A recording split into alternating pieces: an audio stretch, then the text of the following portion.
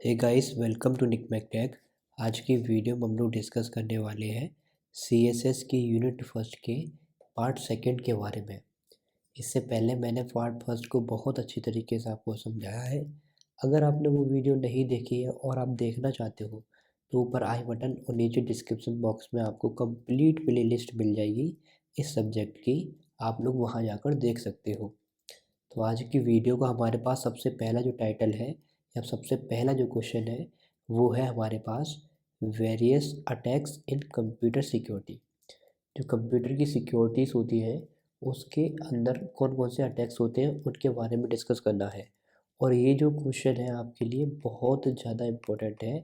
इस वीडियो से 110% एक ना एक क्वेश्चन आपके एग्ज़ाम में ज़रूर देखने को मिलेगा, तो वीडियो को लास्ट तक ज़रूर देखें। तो सबसे पहले अटैक की बात अगर हम करें कंप्यूटर सिक्योरिटी के अंदर जो आता है वो है मालवेयर अटैक। आप लोगों ने पहले से ही नाम सुना होगा मालवेयर अटैक का कि बेसिकली मालवेयर अटैक होता क्या है। ये आपके सिस्टम के अंदर एक मलिशियस सॉफ्टवेयर को डाउनलोड कर देता है ना, जिसकी वजह से आपका सिस्टम जो है वो हैंग हो जाता है या फिर उसके अंदर वायरसेस आ जाते हैं, वॉर्म्स आ जाते हैं जो कि अपने आप को मल्टीप्लाई करते रहते हैं, जिस वजह से आपका जो डेटा होता है वो करप्ट भी हो सकता है और किसी और हैकर के पास जो अनऑथराइज्ड यूज़र है उसके पास ट्रांसफ़र भी हो सकता है। तो ये एक मलेशियस सॉफ्टवेयर होता है मालवेयर। ठीक है, ये सबसे ज़्यादा खतरनाक अटैक होता है हमारे सिस्टम के लिए। तो वही चीज़ मैंने यहाँ पर लिखी है, malware use to describe malicious software including spyware, ransomware, viruses and worms. बहुत सिंपल है, आपको समझ आ गया होगा। और यहाँ पर ध्यान रखने वाली बात ये है कि जो मालवेयर अटैक होता है ये हमारे सिस्टम के अंदर एंटर कैसे करता है। तो malware breaches a network through vulnerabilities. हमारे सिस्टम के अंदर कुछ ना कुछ कमियां रह जाती है, वल्नरेबिलिटीज़ रह जाती है, जो मैंने आपको लास्ट वीडियो में समझाया था। वल्नरेबिलिटीज़ क्या होती है, हमारे सिस्टम की कुछ ना कुछ कमियां होती हैं, यहाँ से ये मलेशियस सॉफ्टवेयर हमारे सिस्टम के अंदर एंटर करता है। When a user click a dangerous link, जब कोई भी यूज़र है जो डेंजरस लिंक के ऊपर क्लिक करता है और email attachment then it install risk software.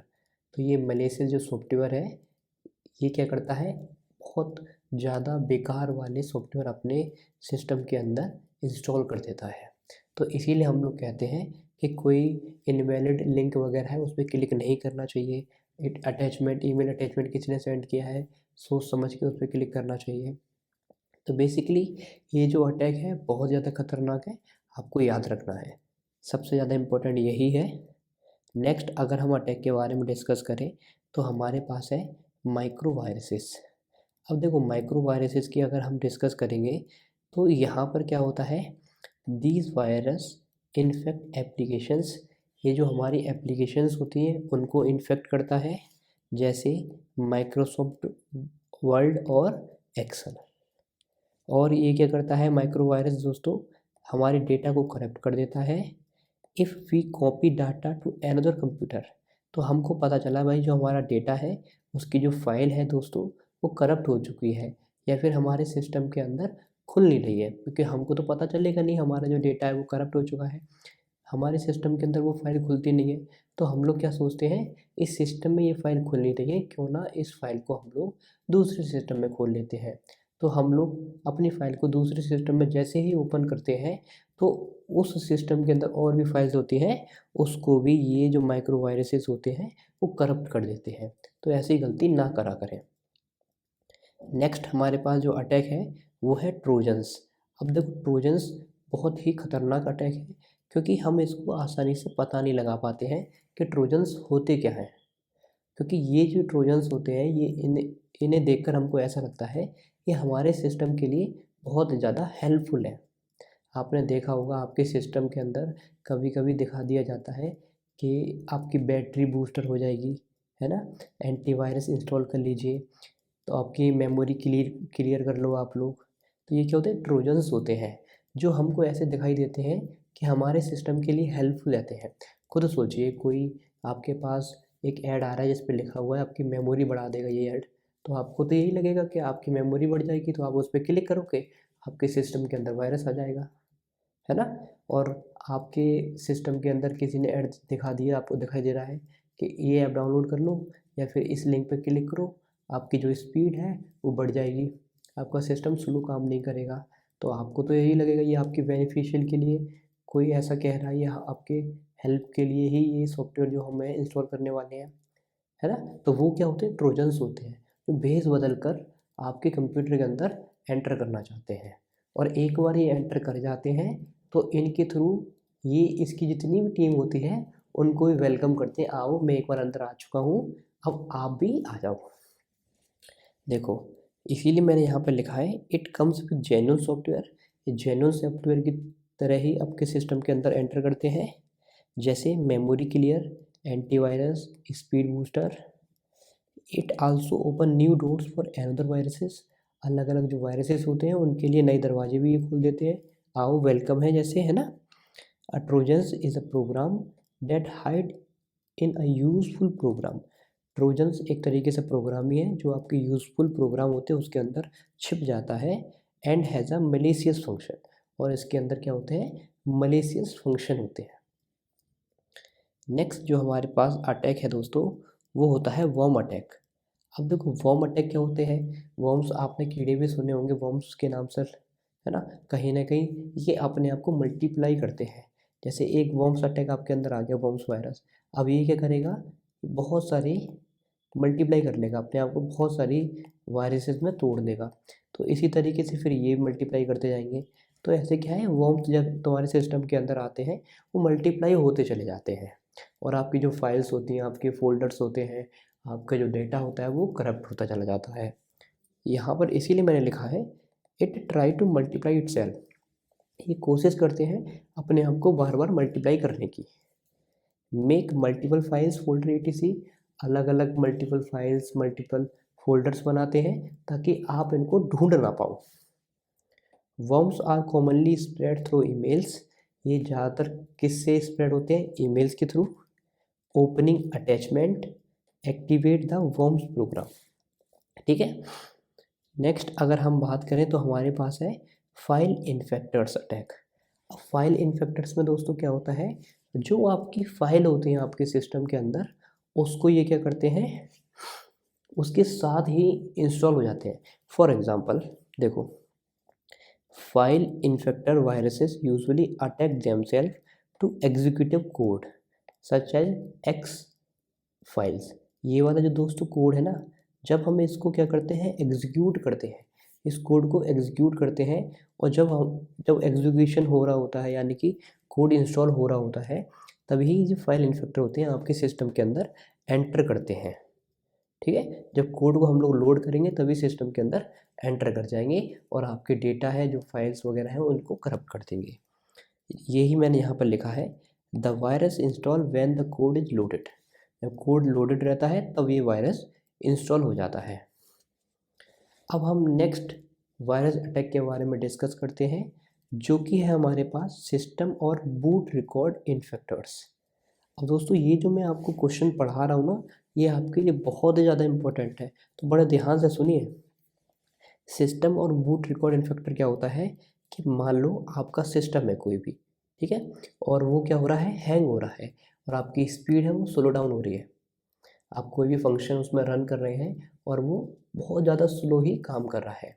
तो आप लोग क्या करेंगे, हम लोग बेसिकली करते भी हैं, अगर हमारा मोबाइल वगैरह हैंग हो जाता है, हमारा सिस्टम वगैरह हैंग हो जाता है, तो हम लोग उसको क्या करते हैं, रीबूट करते हैं, है ना, हार्ड रीबूट करते हैं, जिससे जो हमारी हार्ड ड्राइव होती है जिसमें हमारा डेटा वगैरह सेव होता है वो दोबारा से रीस्टार्ट होता है।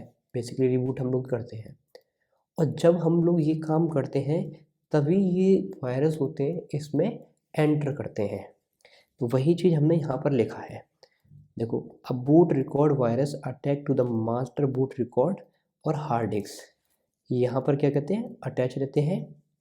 When the system is started, जब सिस्टम को हम लोग स्टार्ट करते हैं दोबारा से, it look at the boot sector, है ना, and load the virus into memory.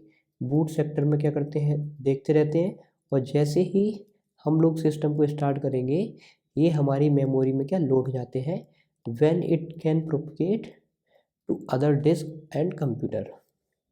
फिर वहाँ पर ये क्या करते हैं, ये प्रोपगेट करते हैं यानी कि फैलते हैं दोस्तों अदर डिस्क और कंप्यूटर।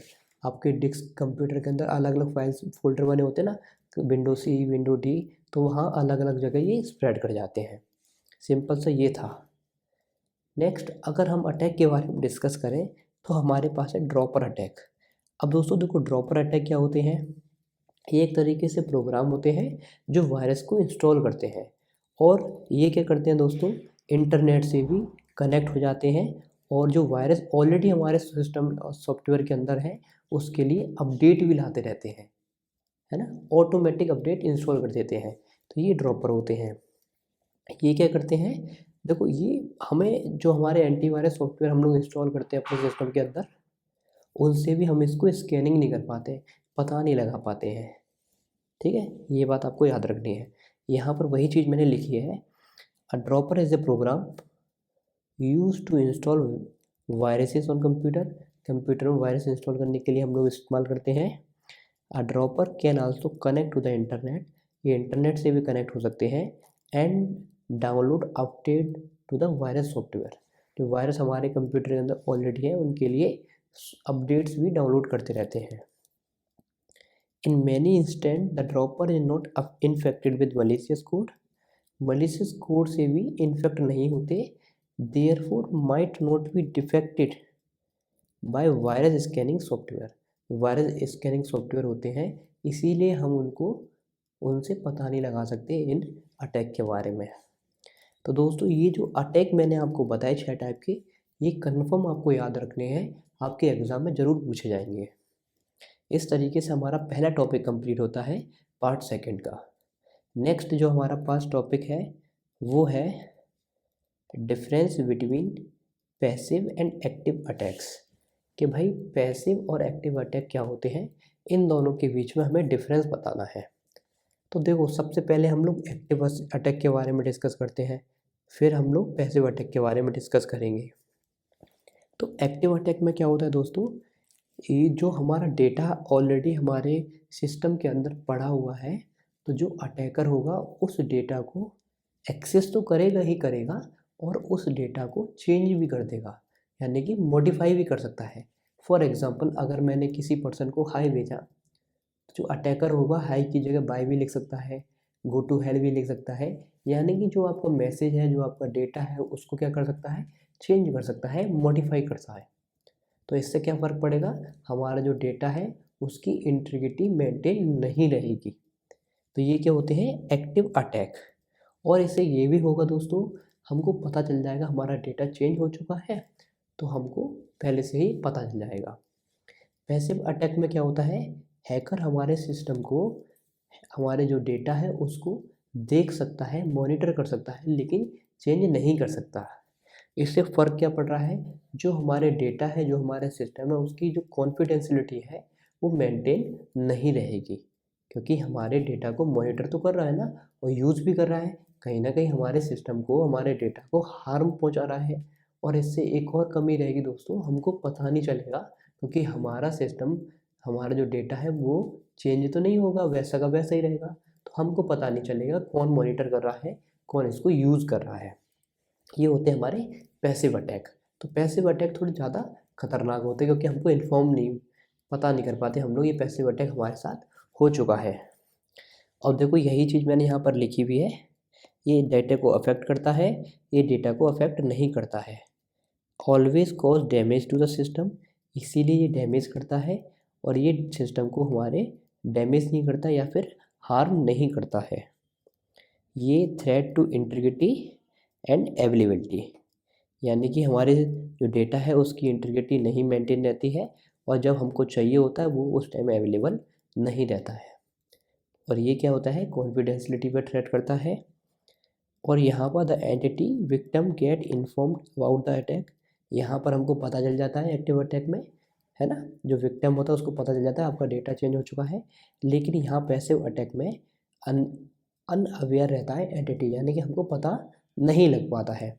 तो इतनी सिंपल तरीके से मैंने आपको एक्टिव अटैक और पैसिव अटैक समझा दिया, और आपके एग्ज़ाम में ज़रूर आता है ये क्वेश्चन।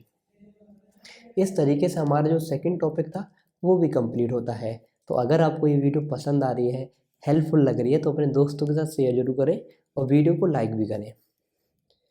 अब हम नेक्स्ट टॉपिक की तरफ बढ़ते हैं। नेक्स्ट टॉपिक हमारे पास है different security models in detail. हमको बताना है अलग अलग प्रकार के जो सिक्योरिटी मॉडल्स होते हैं उनको समझाना है। तो सबसे पहला जो हमारे पास मॉडल है वो है BPL मॉडल, यानी कि वेल्ला पैडुला मॉडल।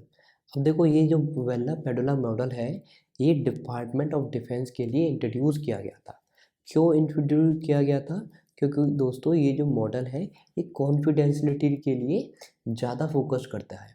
यानी कि जो आपकी इन्फॉर्मेशन है, क्योंकि तो डिफेंस में कोई भी इन्फॉर्मेशन और सीक्रेट इन्फॉर्मेशन कॉन्फिडेंशियल तरीके से रखी जाती है, किसी दूसरे को ना पता चले। तो इसीलिए ये वो जो मॉडल था ये उनके लिए इंट्रोड्यूस किया गया था। वही चीज़ मैंने यहाँ पर लिखी हुई है, इट इज़ कॉन्फिडेंशियलिटी मॉडल। ये कॉन्फिडेंशियलिटी मॉडल होता है। It introduce for department of defence, department of defence के लिए इंट्रोड्यूस किया गया था। ये इंश्योर क्या करता है? It ensure that data only flow in a way, एक तरीके से डाटा एक ही वे में फ्लो करना चाहिए। That does not disturb the system policies, जो सिस्टम की पॉलिसीज ऑलरेडी सेट है उसको डिस्टर्ब ना करें। एंड इज़ कॉन्फिडेंशली फोकस्ड, और जो डेटा वगैरह है कॉन्फिडेंशियलिटी पे ज़्यादा फोकस्ड रहे। ठीक है, ये वेल्ला पैडुला मॉडल हो गया। सेकंड हमारे पास जो मॉडल है वो है वीवा मॉडल। जैसे BPL जो मॉडल था, वेल्ला पैडुला मॉडल था, वो कॉन्फिडेंशियलिटी पे ज़्यादा फोकस था, लेकिन जो वीवा मॉडल है ये इंटीग्रिटी पे फोकस्ड रहता है, कॉन्फिडेंशियलिटी पे इतना ज़्यादा फोकस नहीं रहता है। It only focused on integrity, does not focused on confidentiality. Viva is the sample of choice when integrity security is vital. यानी कि वीवा जो मॉडल है ये कब हम लोग चूज़ करते हैं, कब हम चॉइस करते हैं इसका, जब हमें सिक्योरिटी जो है हमारी वो बहुत ज़्यादा वाइटल होती है। आप लोग जानते हैं जो बिजनेसमैन वगैरह होते हैं उनके लिए उनके जो डेटा है उसकी इंटीग्रिटी मेंटेन रहना बहुत ज़्यादा ज़रूरी है, कोई उसको चेंज ना करे। ठीक है ना? तो वो चाहते हैं हाईएस्ट लेवल पे सिक्योरिटी हमारे डेटा, जो हमारा पर्सनल डेटा है, जो हमारा पर्सनल इन्फॉर्मेशन है उसकी इंटीग्रिटी मेंटेन रहे। तो इसीलिए वो लोग इसको ज़्यादा क्या करते हैं, चॉइस करते हैं। देखो, because most business want to ensure that the integrity of the security of data is ensure at highest level.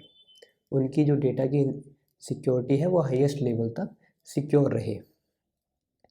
चलिए नेक्स्ट अब हमारे पास जो मॉडल है वो है द व्यूअर और नास मॉडल। देखो, व्यूअर नास मॉडल को हम लोग चाइनीज़ वॉल मॉडल भी बोलते हैं, पहली बात आपको याद रखनी है। अब यहाँ पर होता क्या है, मान लो हमारे पास ये पर्सन ये ए है, ये पर्सन बी है। अब इन दोनों को इन्फॉर्मेशन शेयर करनी है। अब एक ही रास्ते से इन दोनों की इन्फॉर्मेशन नहीं ट्रांसफ़र की जा सकती। क्यों? अगर एक ही रास्ते से इन दोनों की इन्फॉर्मेशन को ट्रांसफ़र किया जाएगा तो क्या होगा, कहीं ना कहीं कॉन्फ्लिक्ट्स होने के चांसेस रहेंगे, डेटा मिक्स भी हो सकता है ना? तो ये काम इसमें नहीं होता है।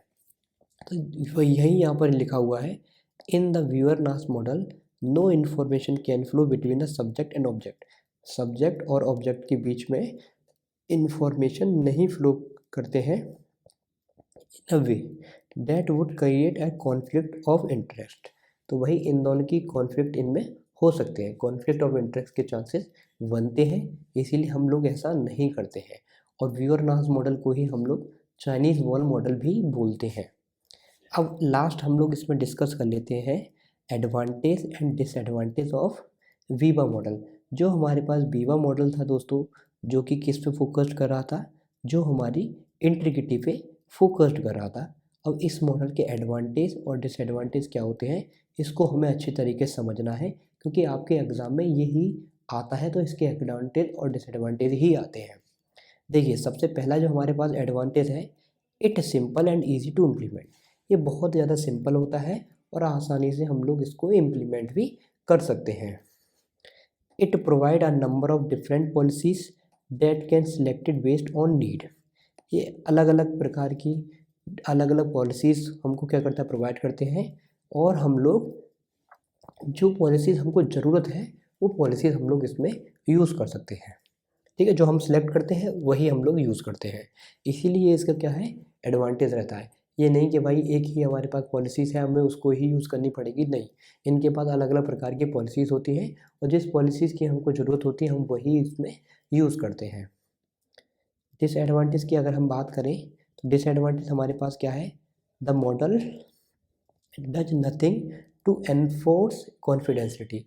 ये जो मॉडल है दोस्तों केवल इंटीग्रिटी पे फोकस रहता है, कॉन्फिडेंशियलिटी से इससे कोई मतलब नहीं है, तो ये इसका सबसे पहला डिसएडवांटेज हो गया। दूसरा, to use this model all computer in the system must support the level of integrity for both subject and object. अगर हम इस मॉडल को कंप्यूटर में यूज़ कर रहे हैं, अलग अलग कंप्यूटर में यूज़ कर रहे हैं, तो सारे कंप्यूटर के अंदर एक लेवल ऑफ इंटीग्रिटी सपोर्ट करना ही चाहिए, चाहे वो सब्जेक्ट हो चाहे ऑब्जेक्ट हो। यानी कि मैं और मेरे सामने वाला जो पर्सन है, मैं सब्जेक्ट हो गया, ऑब्जेक्ट कौन हुआ जिसके पास हमें इन्फॉर्मेशन को शेयर करना है, वो हमारा ऑब्जेक्ट हो गया। और दोनों के कंप्यूटर के अंदर एक लेवल ऑफ इंटीग्रिटी सपोर्ट होना ही चाहिए, तब ये मॉडल वर्क करेगा। So there are problems with using Biba model, तो इसीलिए बीवा मॉडल यूज़ करने में हमें थोड़ी सी प्रॉब्लम्स होती है इन अ नेटवर्क एनवायरनमेंट। ठीक है, तो इस तरीके से हमारी आज की वीडियो समाप्त होती है। आई होप आपको आज की वीडियो बहुत अच्छी लगी होगी। अगर आपको ये वीडियो पसंद आई है, हेल्पफुल लगी है, तो इस वीडियो को लाइक करें और अपने दोस्तों के साथ शेयर ज़रूर करें। और चैनल को सब्सक्राइब अगर अभी तक आपने नहीं किया है तो चैनल को सब्सक्राइब भी कर लें। मिलते हैं नेक्स्ट वीडियो में